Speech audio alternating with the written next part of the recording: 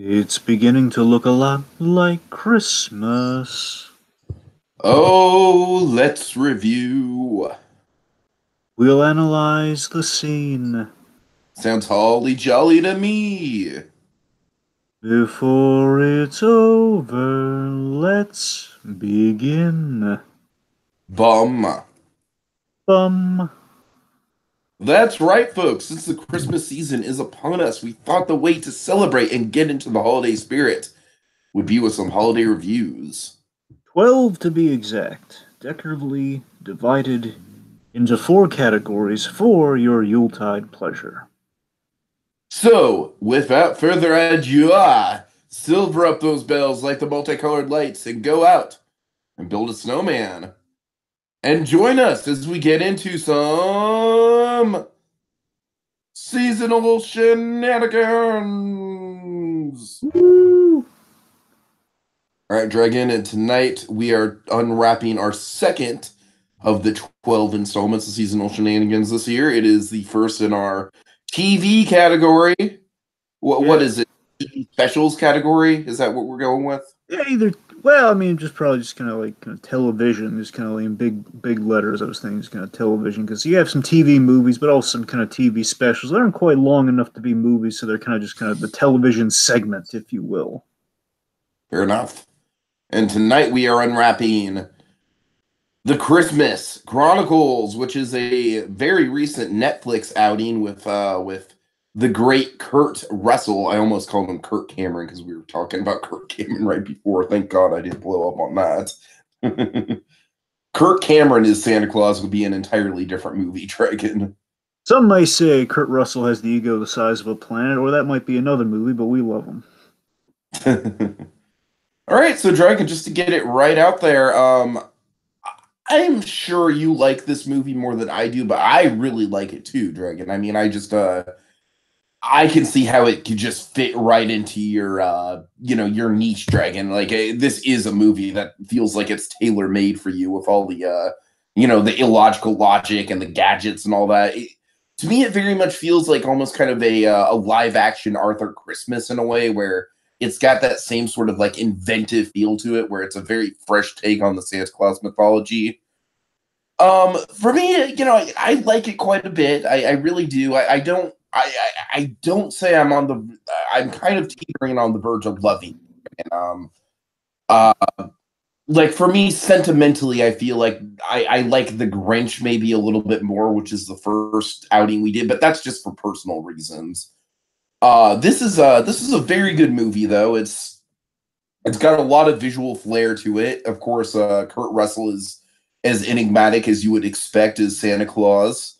Dragon, we'll get to it on the naughty side of things, but I feel like this movie kind of suffers like it very much feels like a TV movie for me. Like, and that's not necessarily a bad thing, but to me, it very much has the feel of like a Disney Channel original movie Christmas movie. And you know, like I said, it does kind of have a nostalgic feel in that department, but by the same token, I guess specifically with the acting outside of Santa Claus Dragon, I really wasn't a fan of the two kids. Their characters were written fine. I just thought the performances were kind of mediocre at best, sort of cringeworthy at most.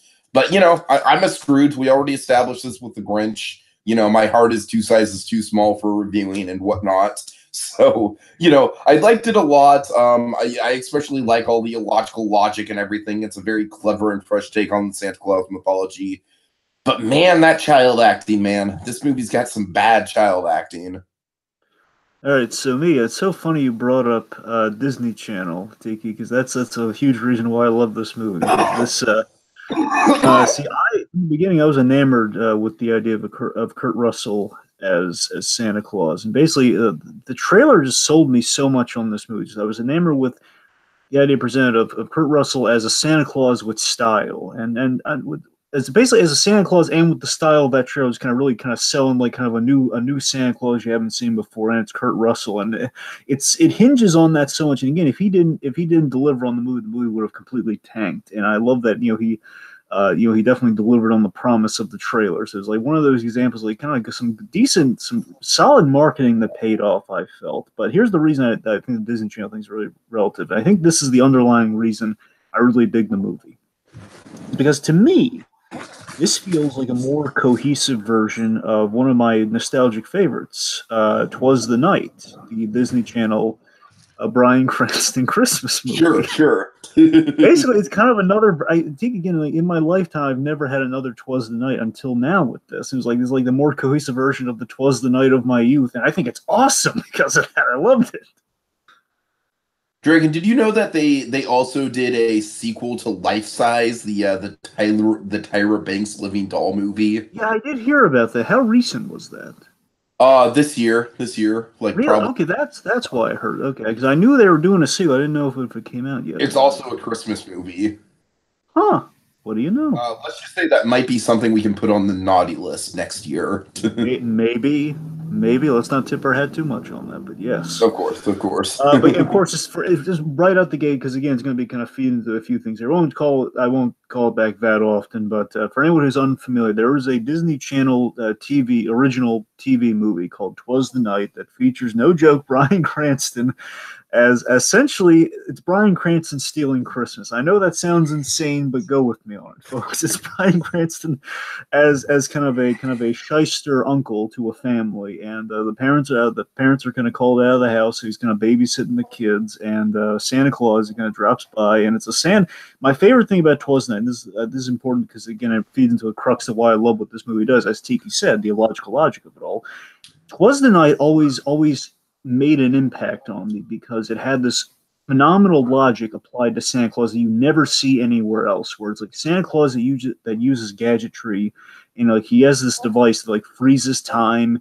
He can shrink the presents. He can do all. You can kind of teleport himself back to the sleigh. It's like all of this stuff that made you buy that. Okay, Santa Claus is possible. It's like, oh my god, that's amazing. I love seeing how it works. It's kind of like bread and butter for me. Like, yes, I love seeing how it works. It's like it's not demystifying the magic; it's making it better. And of course, then you have the added benefit of just kind of these kind of jokers just kind of hijacking Christmas again with noble intentions. Bryan Cranston's character less so, and that's the movie for you. Again, good and bad. That's the movie. But again, that take on Santa Claus always fascinated me. We kind of have something akin to that here years later. I think that came out either 2001, 2002. I mean, again, like over 10 plus years later, it gets something like that again. It kind of enamored me. And I'm riding high on this movie in many respects. So good time. Nice. All right. So what background can you tell us about this, Dragon? How did this come about? There's not a lot of background on this, but here's what I could dig up, folks. So the background on this is that, I don't know if this was the initial point of the whole concept, because I know Kurt Russell is involved in this production. He's a producer. I believe he's a producer. I know he's heavily involved. Now, I don't know if this is the beginning of it all, but I know this is like something that's deeply tied into the Kurt Russell side of things, where Kurt Russell, in his life, he has a really unique kind of tight-knit family with Goldie Hawn. Now, Goldie Hawn, the two of them, I don't believe to this day, they still aren't necessarily married, but Kurt Russell essentially, they have kind of a blended family. He has his kids, she has her kids, and Kurt Russell it's a really nice kind of tight knit family, and kind of like if he's a father figure to their kids, and it's usually Oliver Hudson, I believe, is kind of, again, I believe it's Goldie Hawn's son, I think, and Kurt Russell kind of played a father figure in the guy's life. So again, they're really kind of a nice blended family. And anyway,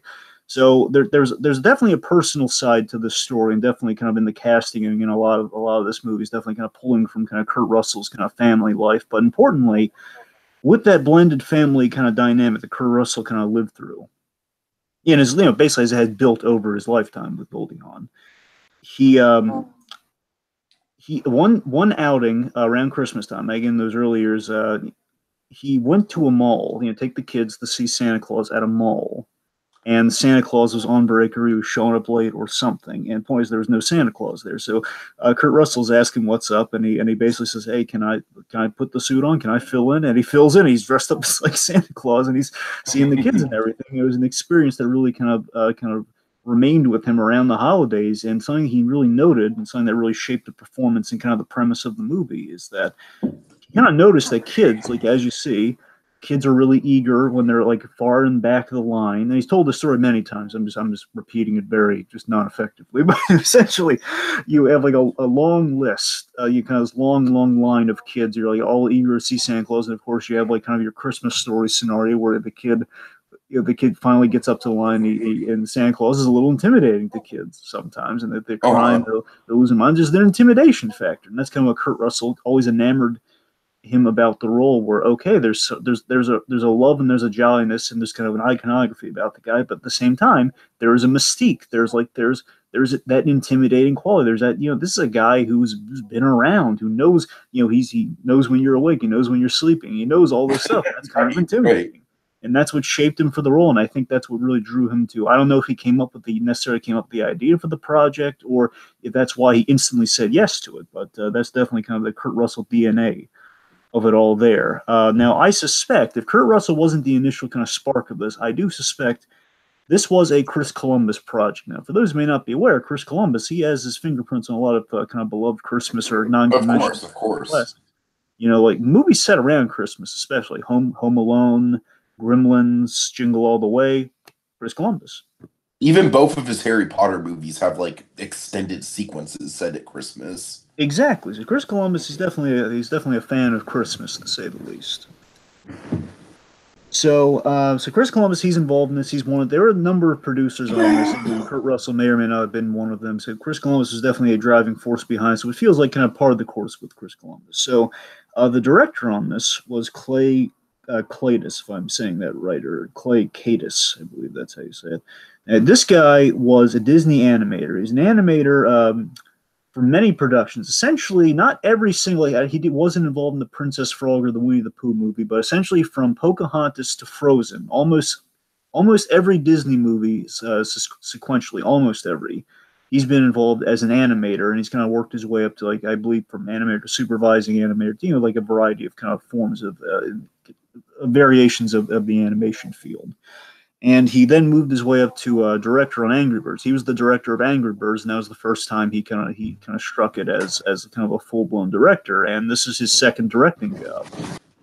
Honestly, I'll defend to a certain extent. Like, it's not a great movie. It's not a vanity project by any means, but I don't know. Like, for a movie that could have been just god awful, it's let's just say it's leagues better than something like let's say the Emoji Movie or Norm of the North or something like that. You know what I mean? It's far more respectable than those two. It's a solid like B- of an animated movie.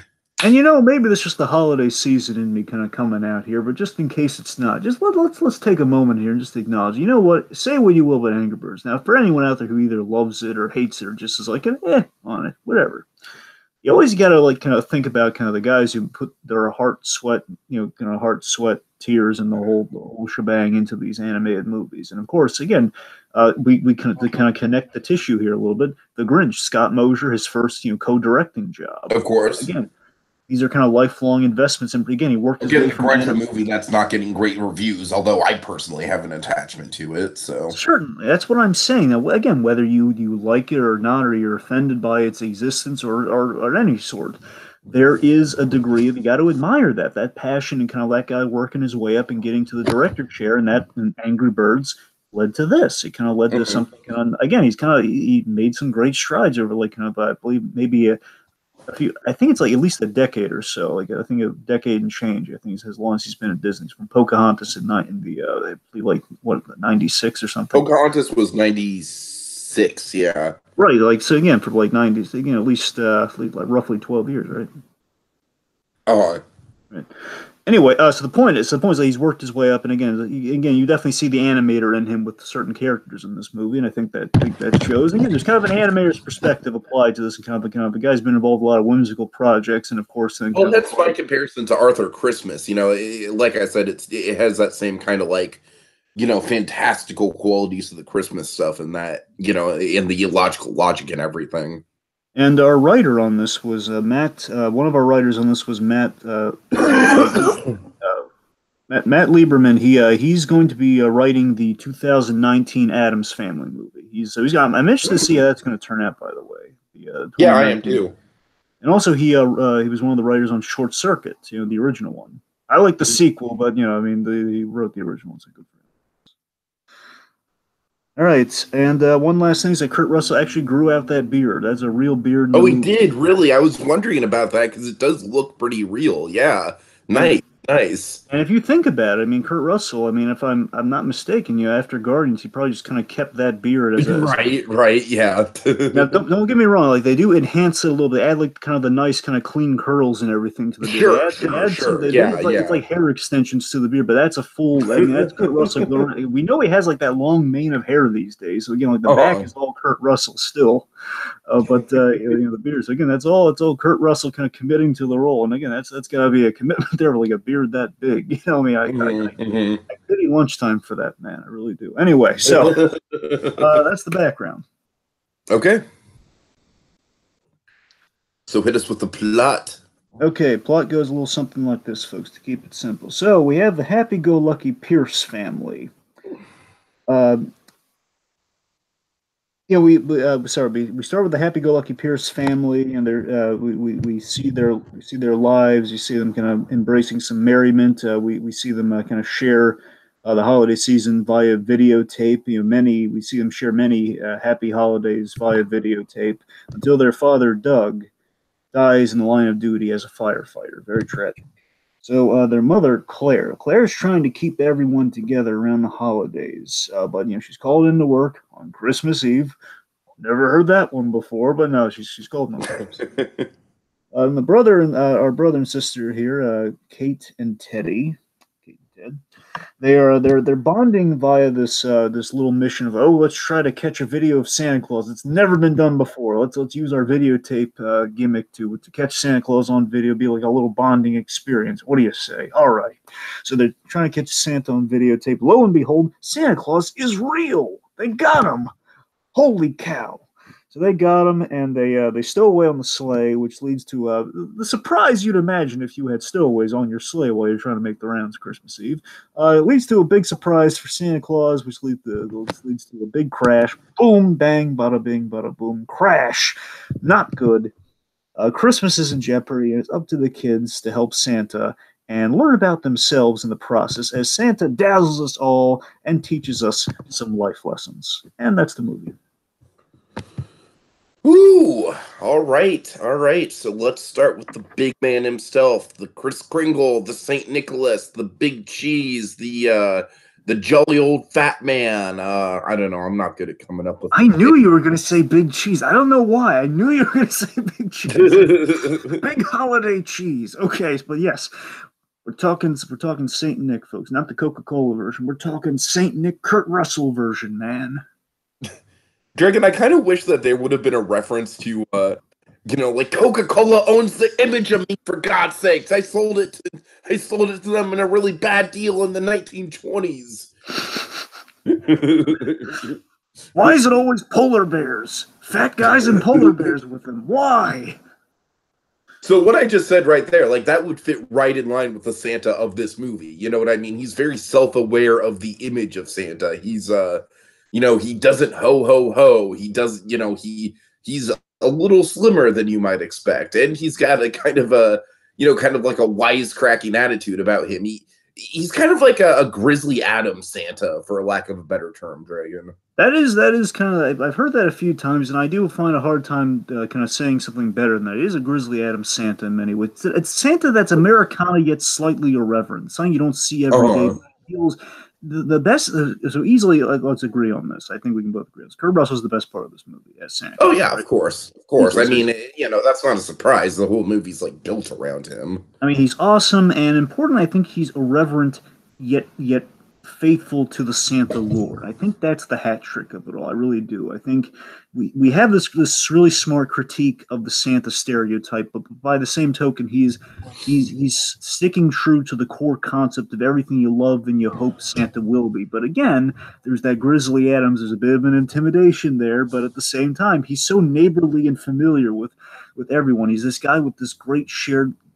He's got this great life experience to him, and he has knowledge on everyone, which, again, a little intimidating, but by the same token, it's so neighborly and pleasant. It's like, oh, man, that's a Santa Claus I can get behind. That's my favorite element of this, guys. I love just how again again it's like it's kind of again just tying to the illumination of it all with the Grinch. I mean, one of my favorite elements of Despicable Me is that Gru knows all the minions' names, and I love that in the character here where Santa Claus, as if anyone on this earth would He know knows everybody's name. everyone on the planet. He knows exactly where they live. I think He that's awesome. how to get to. I love how he's like the master of navigating all the streets. And it's so clever. And what's really great too, even beneath kind of the razzle dazzle of all, I I love also that. like the Elvish in this movie, Dragon. Sorry to cut you off. I love how this movie does have like kind of an illogical like language that sort of makes sense in its own gibberish kind of way. Of course, you have just the inherent gag of course, he is a big fan of Elvis, and he also speaks Elvish. God. It's a joke for the grandmothers out there. Anyway, so okay, no, but all seriousness, what I was getting is that I love that while again beneath the razzle dazzle of it all, I love that he cares. I love that he cares about everyone, even the lost causes. Like even the people who have been on the naughty list and are definitely taking turns. Like when he's in the jail cell, like all the guys on there, you say you just try to be good guys. It's like he cares about the lost causes, and he's always like, it's never too late. Like he's like there's that familiarity. And there's like that. Oh, you let me down, but I still love you. It's like you get that sort of like kind of that kind of that kind of heartwarming that stuff. Heartwarming stuff. I think really really presents itself, and I really like it. So, he's helping them in the long run to it. That's the thing. Like he's letting these two kids tag along, not just for their own well being, but again to teach them something. As we reveal by the end of the movie, that he's kind of playing the long con here and kind of helping this family through their trauma and kind of helping them grow and heal. And again, that's what's so great. It's kind of one of those plots where it's like, is it really worth like risking World War III potentially over helping one family? You know what I mean? But it works. It works. And you're not wrong about that. I won't contend that. But again, if you're going to buy that from anyone, though, Santa Claus, a guy who has such faith in humanity. Again, I think there's some wiggle room there, but you're right. It's somewhat of that. We'll get there. I think you're jumping ahead a little bit on that, but I don't disagree. You know what? I just realized it does kind of like thematically fit in with the story of the dad, though. It does. That's so great. Like one person. Yes. And I'm so glad you brought that because I think what's another great thing that thematically fits into everything here is that he does embody a fatherly charm to it all. And again, it might be stemming from kind of one of the reasons Kurt Russell kind of nostalgia of the holidays and just kind of the family, his family experience. Possibly, maybe that's just kind of transcending into the role. I don't know, but I like that there's that fatherly charm to it all. Where he's Father Christmas, and it's him kind of help again in kind of filling that firefighter role, kind of the hero father role in their lives somewhat for a night. Mm-hmm. That's nice. And again, I love that he's a great builder on the fly. Like again, makes like a police scanner out of foil and basically out of garbage and recycling materials. He makes he makes like a police scanner and like a makeshift police radio in the car. It's great. He's got style. Like I love the way he dresses. I love it. I think it's one of the best Santa designs I've seen in a long time. It's just so good. Like the big duster. Yeah. He's got magic. He's got that magic up his sleeve charm. I guess it's the best way to put it. Again, we can go on forever stuff about all the great stuff about Santa Claus. Let's move on to the kids. All right. So let's do Kate. Dragon, like I said, well-written character, well-written child character overall. Not a great performance by any stretch. I hope you agree with me. I'll look. Being an asshole. I didn't bother me, but I'll look. It's not Yates. Okay, they're not. It's not Yates. Look. They're not. It didn't really bother me. Again, I thought they were okay. I mean, they weren't wowing me. Again, I think the teenage boy does a better job. I think the girl is just kind of like, I don't know, man. It's like, it's not the Spielberg school of child acting by any means. I'll meet you in the middle in saying there's something's not clicking. I can't describe what that is. And it does feel indicative of like kind of like a TV movie sort of thing that you've seen 100 times before, but it doesn't feel like a bad performance. It just feels like another take could have been helpful. That's what it feels like. Yeah, I totally agree with you. I mean, And honestly, I hate to say this. This is going to sound mean, but it feels like maybe like like middle school theater acting almost. Like a kid in a middle school performance of Charlie Brown Christmas or something like that. I don't know. Right now, the girl's just in the corner bawling. You didn't like my performance. Oh God. Okay, but seriously, let's say some nice things here. I just want to say that seriously, with this kid character with Katie Cat, Mhm. I think cute kid. I like that she's thematically. I like she's trying to maintain the past with the connection to her brother, and more importantly, the enduring visual symbol of the movie, the video camera.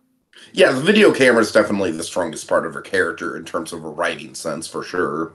And again, I like that again she has that thing in every scene of the movie, and again one for the kind of the big kind of wink at the camera at the end of the whole thing. But beyond that, again, it is like a symbol of the past. Her father gave her that. The father used that camera in the first place, and then passed it down, or at least passed down an upgraded version of that to her. Whether I doubt it's the same camera, because again, it'd probably be big and bulky, and then like the late '90s, early 2000s, I'd imagine. Mhm. But yeah, there's a love and there's a frustration with her brother. They kind of bond over Christmas. That's nice. She is quite clever with the Santa trap in itself. Again, not a trap, but more like the Santa alarm system, I suppose. By the way, speaking of a fucking comparison to the Grinch. Yep. I was waiting for you to get to that one. Yeah. Well, yeah, sure. I mean, it kind of speaks for itself. Yeah, but she is kind of. Here's the thing: she's the MVP in helping Santa save Christmas after she endangered it in the first place with that. So there's a mixed bag. Right. Definitely. But she's bonding with the deer and the elves, and she got her brother back, so it all worked out for Kate there. And of course, also a little fun fact too: Katie Cat, like one of Kurt Russell, again, and Kurt Russell's kind of extended family here. I don't know if it's his daughter, or his granddaughter. Again, they have like a huge family at this point. It's like Kurt Russell's been married a few times, I believe. So whether it's one of his kids or one of Goldie Hawn's kids or one of the grandkids, like one of them, it's like Kate. So he that's where the nickname Katie Cat comes from, I believe. Cute. Anyway, all right. So let's talk about Teddy. Teddy, yeah. Teddy. I think stealing cars might be a little too extreme for the troubled teenager archetype. To me that almost kind of makes him almost irredeemable. You know what I mean? It does help save the day, though. So it's he does save the day, and the stealing cars thing comes into effect. But other than that, Dragon, it is a strong character. I think one of my favorite scenes in the movie kind of like barely missed the cusp of being on my official favorite scenes list is when he's talking to Santa about the impact that his dad's death had on him. Where it's just like, his father had this, had a wife and he had kids, and yet he rushed into this burning building to save people he didn't even know. And I gotta tell you, Dragon, that was emotional stuff. That was well done, and even the ending got to me a little bit. So this kid is definitely a league above the sister in terms of in the acting department, I think. Yeah, Teddy's got the rough stuff to contend with here. Now, I'm not saying like again the girl's dealing with the loss of a father, but I'm saying that Teddy. Here's the thing: Teddy did not get closure, and again he was the older of the two, and the idea is again Teddy.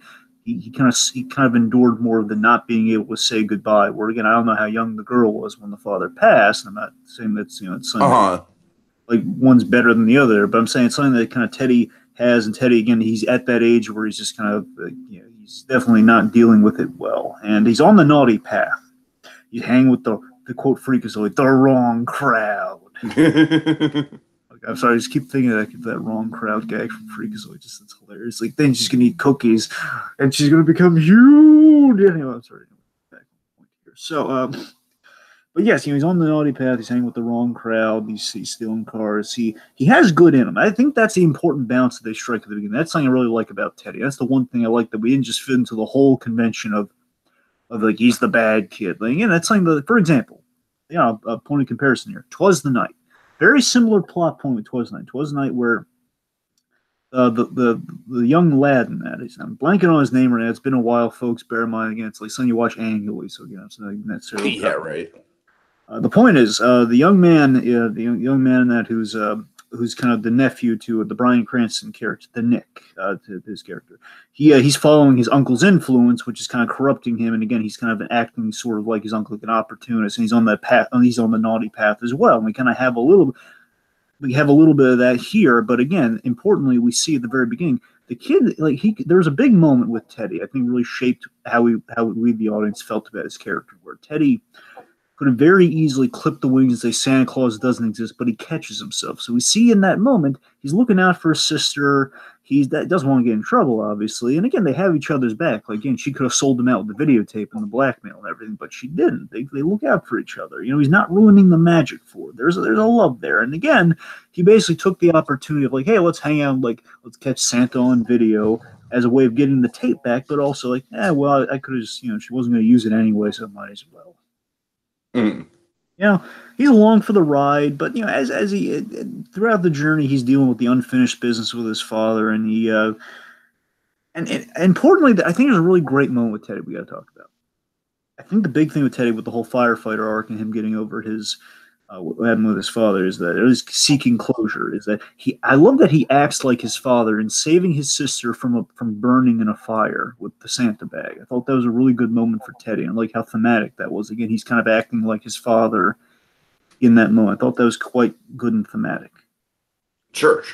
And in the end, he's rewarded by getting that closure with with the ending and such. He never got to say goodbye, and he finally gets some semblance of a goodbye, which is very nice.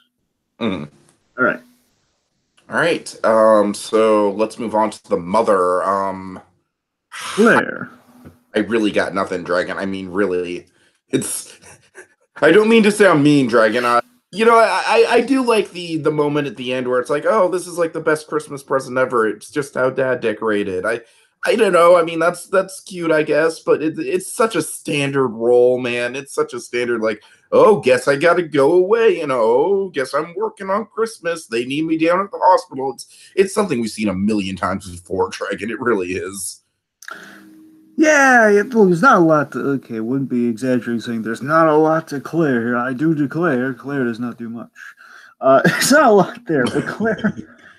She's the mom trying to keep the family and the tradition alive. Again, it's the idea. We don't know how long it's been since the father's passed away. So I think that's the thing where this might be the first Christmas without him. Might not be. If it is, it's definitely going to be a rough one. I imagine it might be like a second or third Christmas without the father. But again, I don't know. Maybe that's a problem. Maybe it's not. Again, you don't need it spelled out to you, but you kind of feel, and there's definitely some strife around there, and she's definitely kind of having a disconnect with the boy. And basically, the main thing I really say about Claire, and it's not much, is that we kind of, again, another vague connection to kind of the Dr. Seuss in this of the previous movie. Oh, God. We take her out. Parent. I'm sorry? The overworked parent.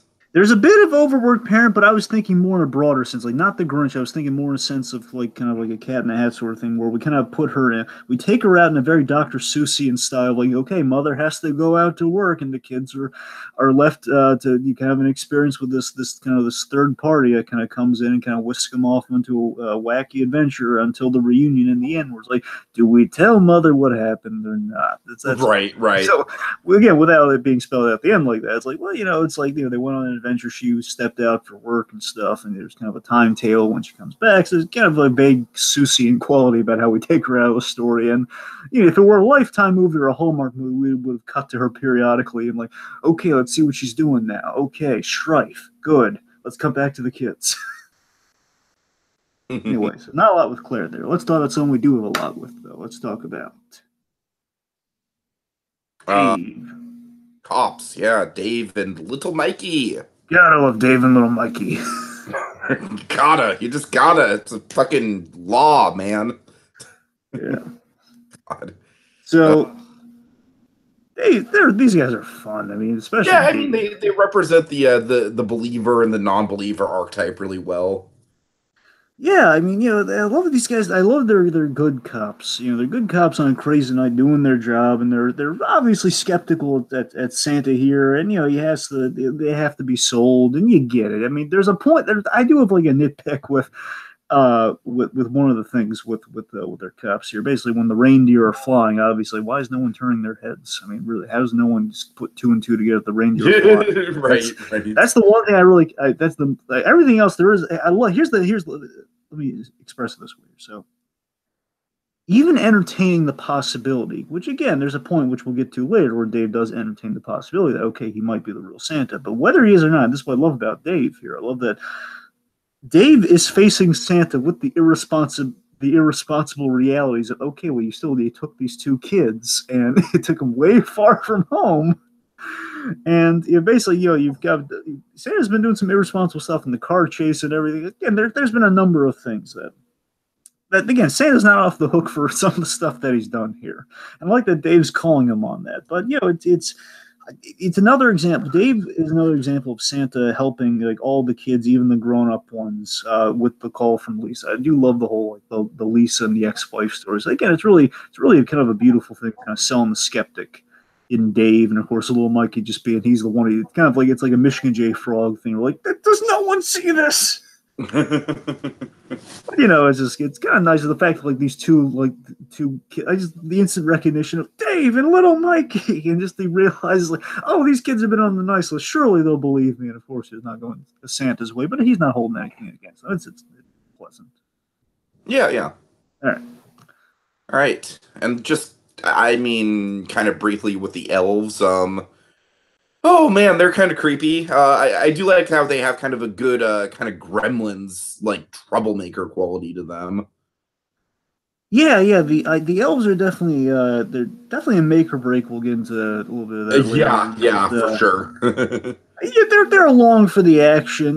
Basically, I think Dragon. I gotta say, I didn't have a problem with them. I really didn't. Like, I could see people like really being put off by them, but me personally, I was fine with it. I think the Gremlins comparison is very good because here's the thing: like, with the personality elves, like they're very skilled, they're very capable. They speak Elvish, which is hilarious, and you rarely see that.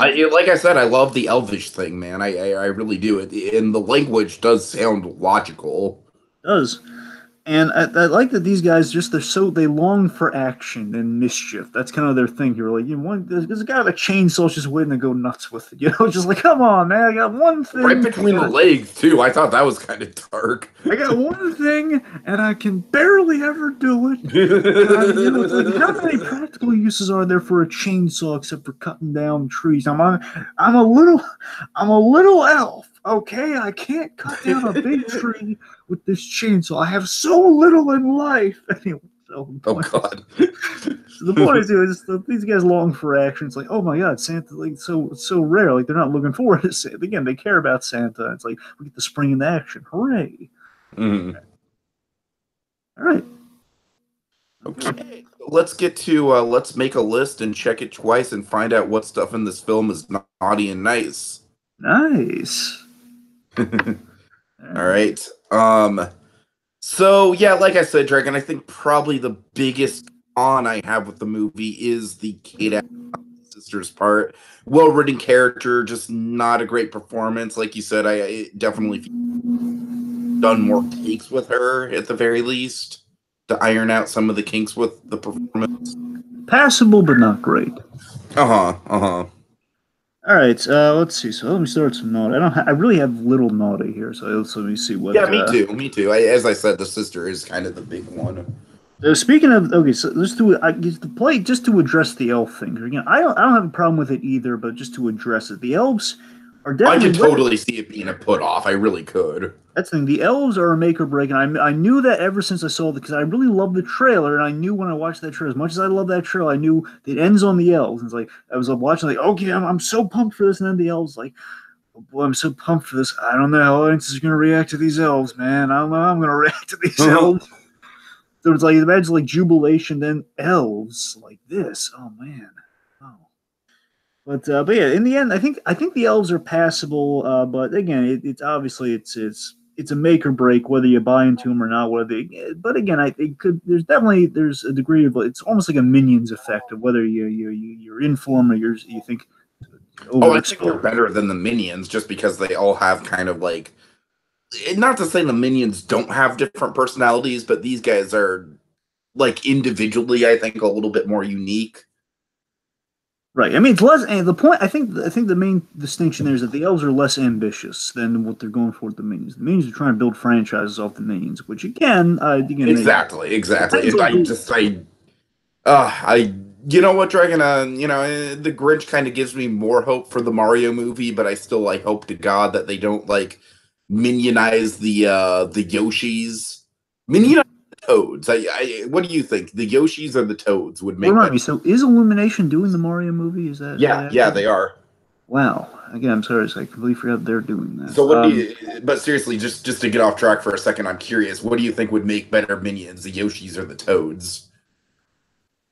Well, my instinct is to say Yoshis, but the Toads feel like they're built for it more. But the Yoshis feel like the Yoshis can be The the Yoshis natural. seem more marketable, right? Yeah, because everybody loves Yoshi. I mean, Of it's course. I mean, yeah. Anyway, so let's get off the Yoshi thing. Yeah, yeah.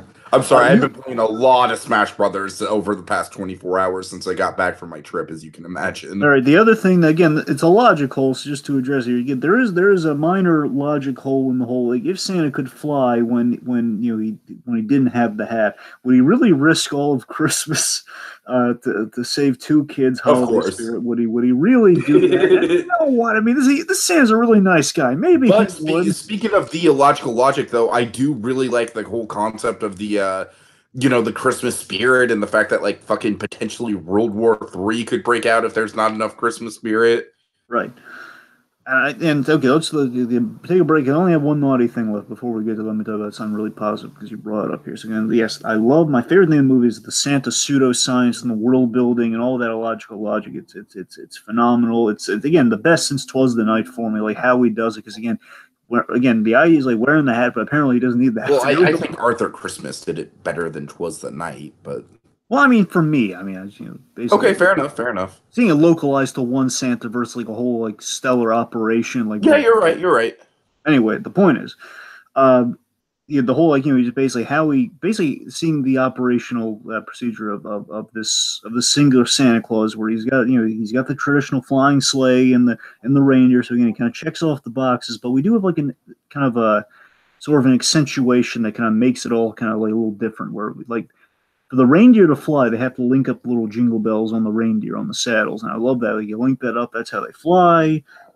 Santa Claus, like he can basically he kind of moves like the Flash when he has the hat on, so he can fly and he can move at an advanced speed and kind of teleport, that sort of thing. That looks great. And then importantly, what I really love most, I think, is I love how the gifts work. I love that the gifts are magic. He has his magic bag is like an infinite portal that leads all the way to North Pole, which is a great story idea. Like, okay, how do we get to the elves? How do we get to the North Pole without actually going to the North Pole? Well, Uh-huh. if you're going to carry that many bags and that many gifts in a bag, it's not going to be the size of like the end of the Grinch or the end of like any version of the Grinch. It's like this ginormous Right, bag, right. and that's just one town. If you're gonna do it for Exactly, the whole exactly. world, they gotta go kind of the Tim Allen. They gotta go a more advanced version of the Tim Allen Santa Claus. Tim Allen Santa Claus with the bag, like the bag has a magic. There's a magic. I'm surprised we haven't brought it up yet. It is very kind of reminiscent.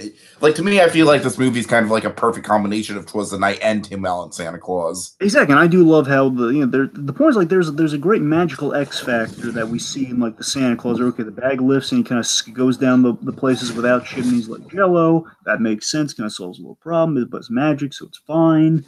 But here again, we have like an applied kind of pseudoscience to the magic, and I love that. We're okay, it's like a dimensional portal thing.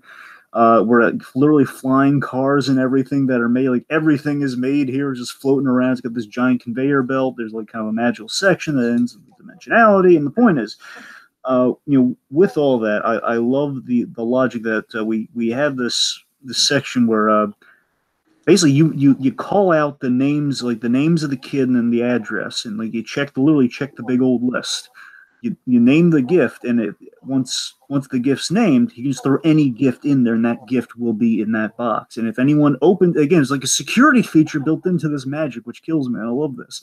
If anyone naughty opens those gifts, it's going to be coal. I love that. Right, right. It's my favorite thing in the movie. It's like, oh my god, it's so great.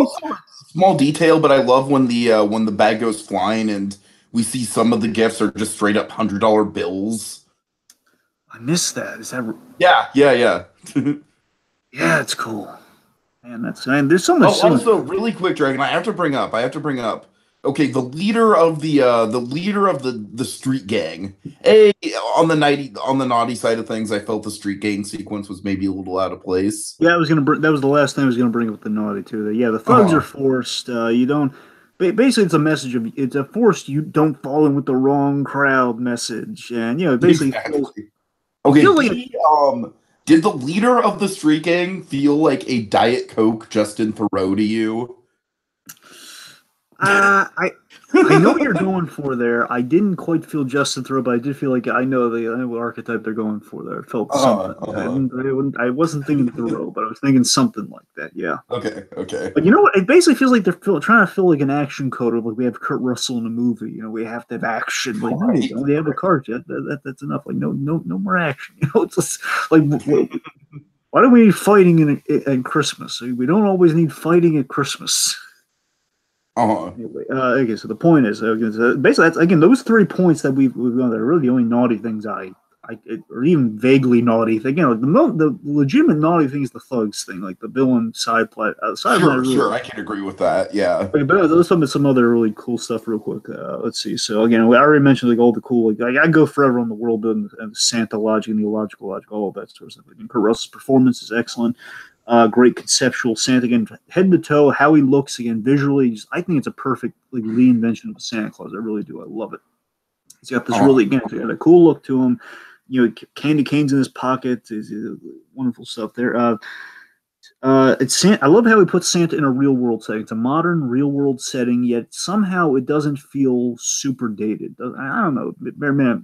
It's always hard to tell if something's gonna be dated when you really think about it, because it's like right now this is not dated. And of course, you're just like, what's Uber? We just teleport now. What the heck's Uber? Right, right, right. You're probably gonna be like saying that if I say that now, it's like okay, years later. Well, yep, that's now it's dated, right? Well, I mean, it's kind of the same way where I feel like in less than maybe a couple decades, taxi cabs might be completely irrelevant.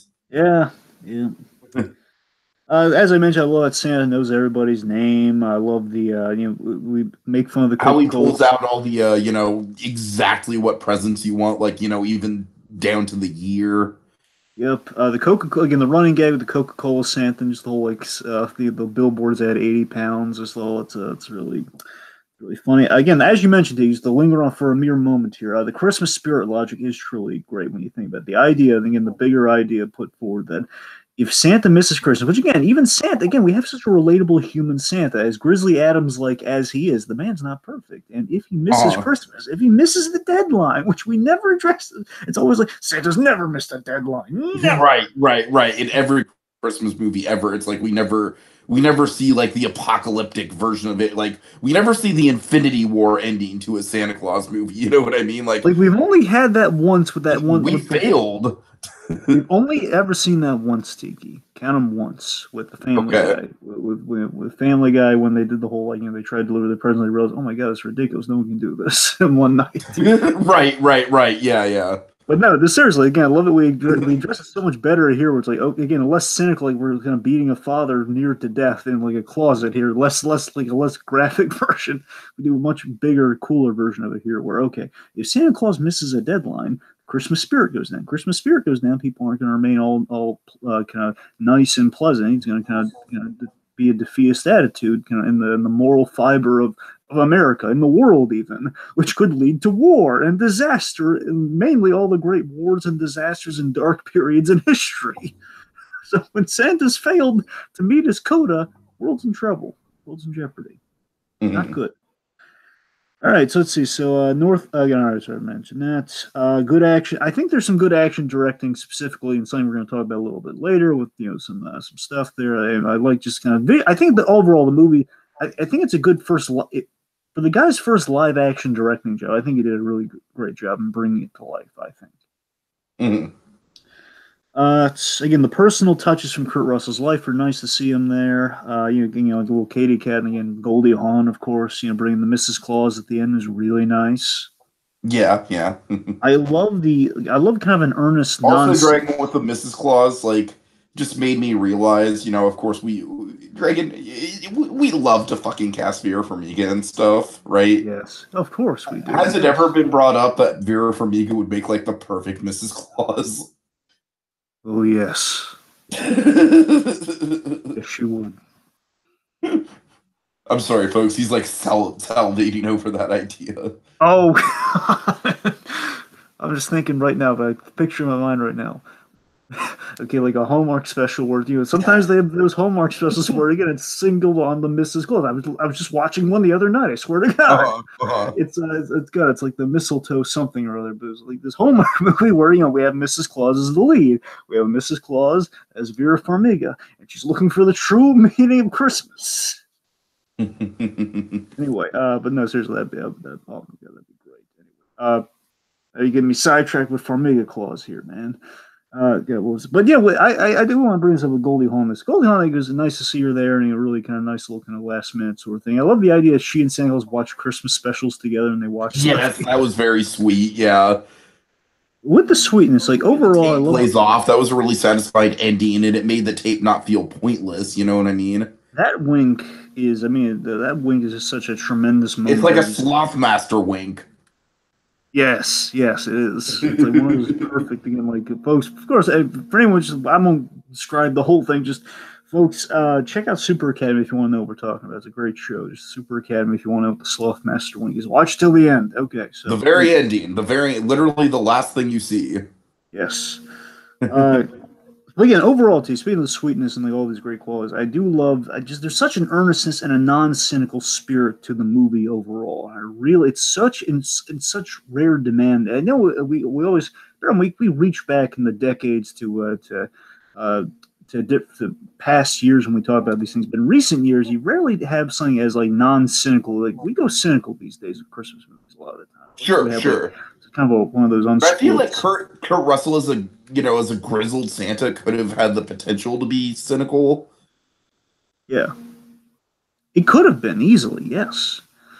I love last thing we go on forever. This one, try like not spend forever talking about all the great things about the movies. That I think it's the most believable kind of like last minute Christmas save. I think it's like if you're gonna say Christmas at the last minute, you literally went like so gripping. Like how I still think an hour is kind of stretching it. I got to be honest with you. Well, no, they had 9 seconds. Remember, they literally went up to 9 seconds. Yeah, right. That was fun. I'm just saying, doing everything that they did in an hour was maybe in that montage. Maybe I don't know, but yeah, I agree. The last save was very good, and I did like the way that that the little girl at the end was handled. That was nice.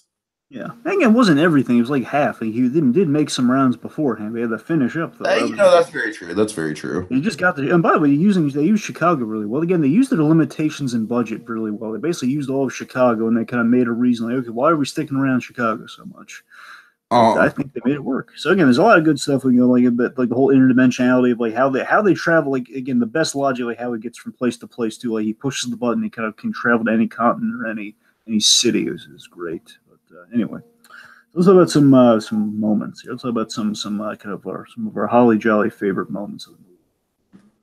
Okay, so I guess I'll start with mine because my first one comes right at the beginning. I love the married life intro where it's essentially, folks, the married life thing is kind of just short term for like a montage that covers like a period of years, and you see a family develop. You know what I mean? And Dragon, one of my personal favorite movies of the year, at least one of the most original movies of the year, is Searching with John Cho. The thing that's based on internet and stuff like that, and finding a missing child. That's got a really good kind of married life moment in the first few minutes of the movie, and this does something really similar where that one used social media, and it's cool. You saw it evolve from like AOL Instant Messenger and MySpace to Facebook, Twitter, and and Google Hangouts and everything like that. So it was a cool kind of evolution of the internet. This one uses a more simple technique. It uses the camcorder, but it's a nice way to to integrate the theme of the camera into the movie, and then also just work in how important Christmas was to the family, how the dad was a very big influence on that, and then you know, a big loss the dad was. You know, everything a married life sequence should do. You know what I mean? It kind of ends out like, okay, like we see this really important presence in their lives, and then as the movie starts, he's gone. Anything else you want to add to that? Uh, not really. It's a good passage of time. I like the little detail with the fire truck. He gets us rewatching. It was like, oh yeah, he gives him a little, gives his son the fire, like the toy fire truck when he's a boy. It's kind of nice. Uh-huh. Okay, let's see. I love the sleigh reveal, Dragon. The sleigh reveal is by far my favorite moment in the movie. Where it's very I love how it's just the sleigh is just kind of like levitating, you know, between these telephone posts and you know, it's moving very slowly. It's a goosebumps worthy moment, I think. And I love the line by the little girl. Again, not the most well acted line in the world, very well written, you know, like it's even more beautiful than I could have possibly imagined. That's what I'm saying right there. That gets into like the mystical qualities of Christmas. You know what I mean? Kind of like the almost supernatural quality of Christmas. I love the scale of the sleigh. I love the scale of the reindeer. I think that scene almost kind of has like a haunting quality to it, where it's just you know, I don't know. There's just something about the image of that sleigh moving like very, very slowly passing through the night, you know, waiting for Santa to get back. Like I said, it kind of gives me chills. It really was sort of the big moment of the movie for me. Well, real quick, I want to Finally, piggyback. what? Go ahead. Go I ahead. just wanted to piggyback off the sleigh thing because you just reminded me of one of the great moments I completely forgot about until you brought it up. Because oh my god, it's such a great moment! How did I forget about it? Uh-huh. Um, I love it when he saves her when she's falling. Basically, when things go haywire in the sleigh, there's this beautiful moment where she's falling in midair, and Santa Claus is racing to save a child falling in midair. That's awesome. Right, right. Great. Oh boy, anyway, keep going. Okay, and then finally, I really, really like the car chase in this movie, Dragon. It's a very well directed action sequence. You know, I like how there's a lot of different things happening within the car chase. We have Kate looking for the reindeer. We have Santa and Teddy in the car. You know, we get a really fun back and forth between Santa and Teddy. We get a good kind of dynamic with the cops. It introduces the cops.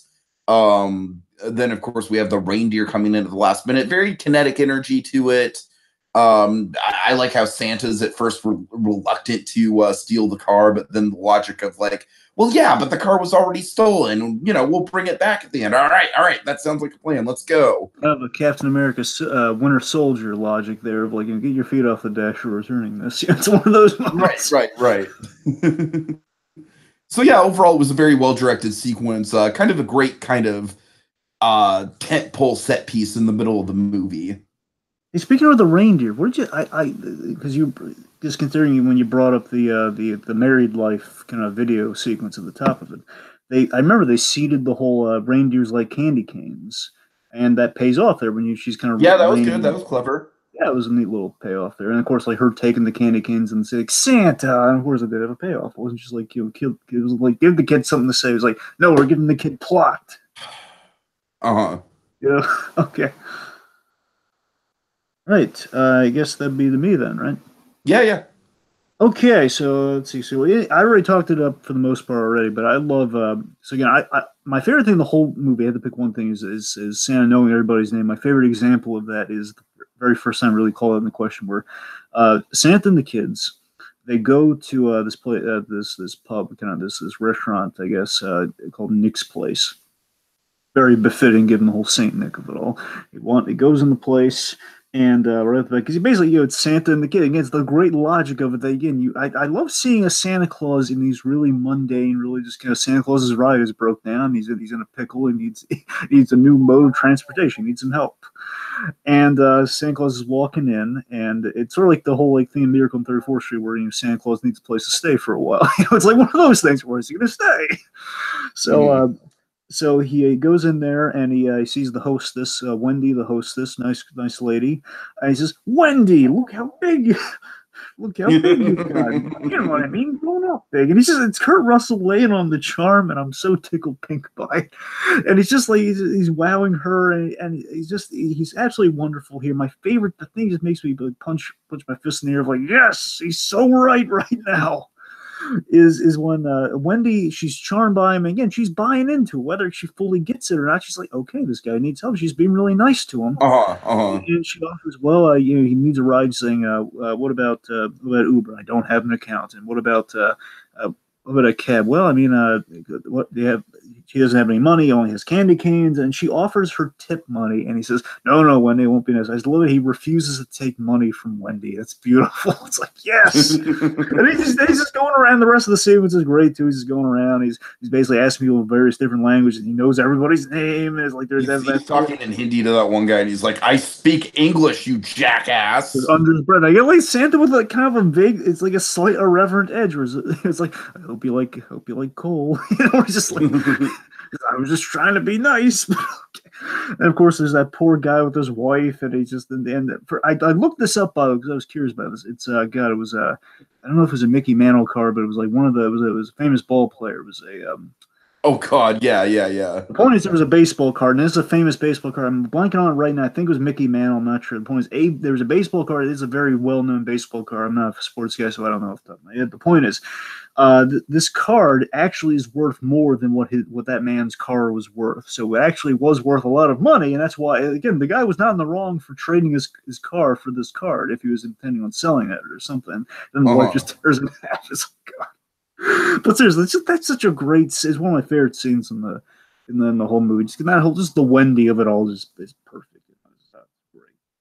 All right, so beyond that, another great scene. I love Santa's dynamic and his storyline with Dave. He's helping Dave reunite with Lisa. That whole story. But what gets that scene going is this great interrogation scene that gets to that point where he's where Santa basically is trying to prove to Dave that he is in fact really Santa Claus, and he's pulling these toys from out of nowhere from his jacket that he's already inserts. Therefore, like, how the heck is this happening? Magic, and it's not just magic. He's pulling out a series of toys, and each toy is a toy that Dave had wanted in his childhood from age 6 to 8.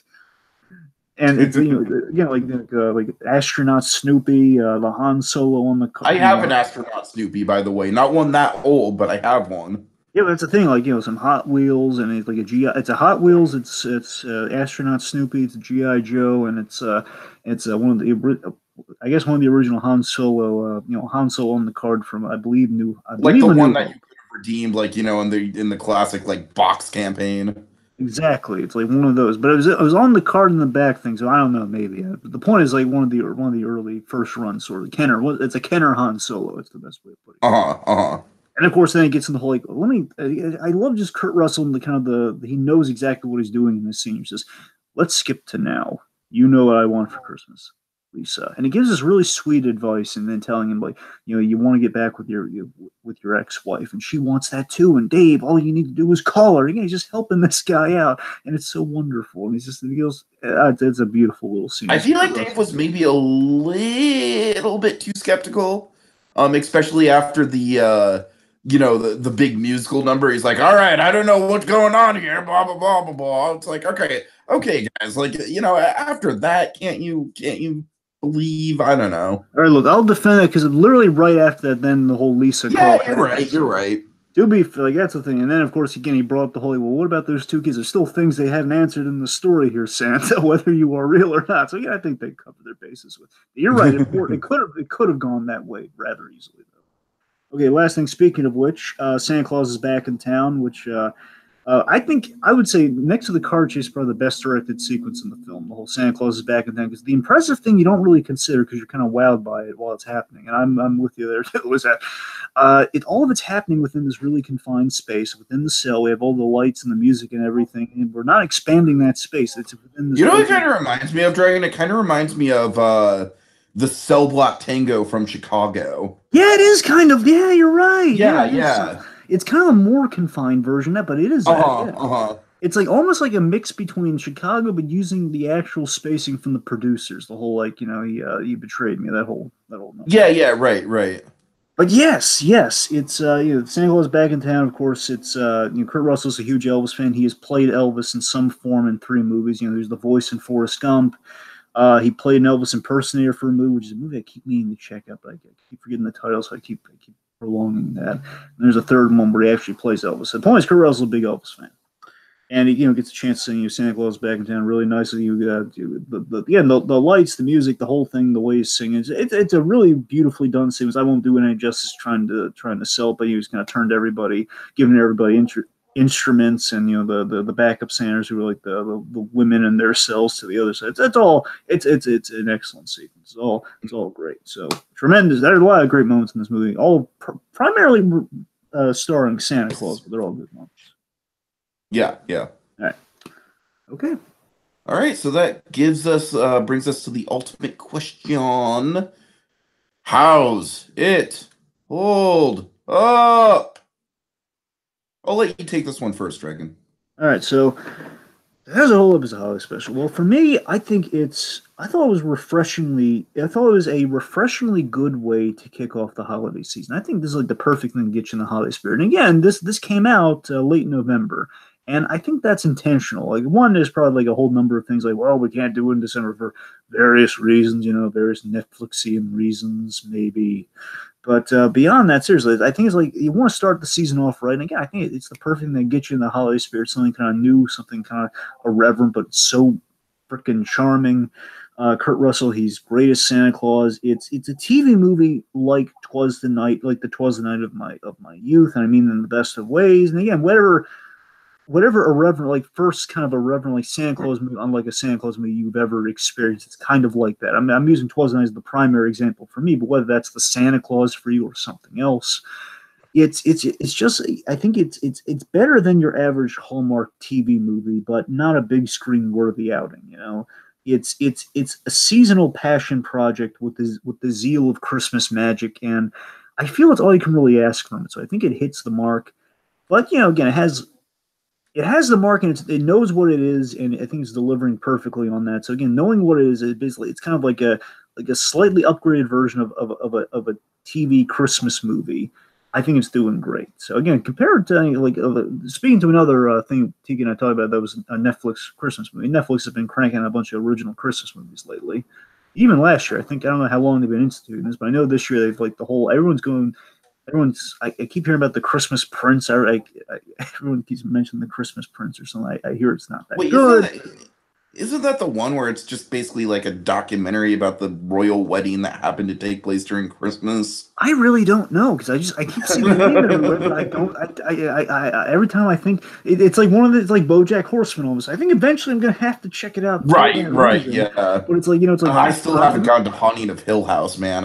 I'm really behind on that. Netflix just has tremendous marketing like that, where it keeps popping up. It keeps it's like the ultimate earworm. It's like the visual earworm in a way. My point is, exactly. Tiki and I, we kind of happened across El Camino Christmas, which was a delightful. So it was a delightful surprise. Not everybody's cup of tea, but I feel this one, opposed to that, I think this one is like a more palatable El Camino Christmas. Yes, I think this one's a better sampling of, like, if you're gonna check something out because it's Christmas, this is the perfect thing to start Christmas off with. You just want to start Christmas. El Camino Christmas was more of like a performance piece for Tim Allen, and of course, we haven't really seen Tim Allen in a lot of dramatic roles, so it was a nice showcase for that. It's like the indie movie of holiday movies. It's kind of like it's a very indie movie. But this one I feel is like palatable for all ages. I think everyone get a kick out of this movie. But again, primarily as we've said, the Kurt Russell is the main reason to come to this. If you're coming for Kurt Russell, you're going to go home very satisfied. If you're just kind of coming out, yeah, Kurt Russell's not doing it for you, then obviously I don't think you're gonna have a good time with this movie. If you're going to this movie being like, hey, I want to see some really solid Spielbergian kid acting, nope. But on the whole, I think everybody should definitely check this one out. I sure liked it. Okay. All right, Dragon. Let me get to the outro. Sorry. What about your final thoughts? Oh well, yeah, right. Sorry. Yeah, Dragon. I gotta say, I don't think I'm as connected to this one as the Grinch. Like, I honestly feel like our personal preferences for this movie and the Grinch might be reversed. Like, you like you very much like The Grinch, but you're not head over heels for it the same way I am. And I kind of feel the same way about this one, but it is very well made. It's very solid. It's a nice twist on the Santa mythos.